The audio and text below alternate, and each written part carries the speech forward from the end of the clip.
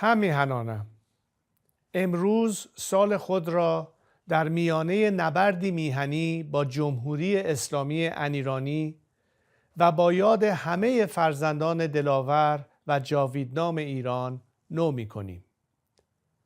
سالی که گذشت سال سازماندهی برای اقدام نهایی بود. سال شکوه همبستگی ملی، شجاعت‌های کم نظیر و فداکاری‌های بزرگ. سالی که ما را یک گام بلند به پیروزی نهایی نزدیکتر کرد.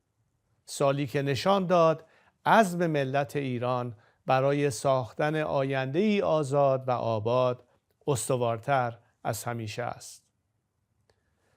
در سالی که گذشت ضحاک زمانه کشته شد و پاسدارانش هنوز نتوانستند او را در خاک کنند.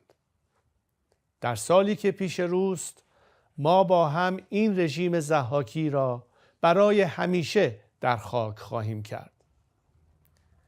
ایران ما در سال گذشته ده‌ها هزار تن از بهترین فرزندانش را در نبرد با این رژیم ضحاکی از دست داد. به روان پاکشان درود می‌فرستیم، در کنار خانواده‌هایشان می‌ایستیم و با آن جان‌های دلیر و با یکدیگر پیمان می‌بندیم که سال نو را به سال پیروزی انقلاب شیر و خورشید ایران بدل کنیم.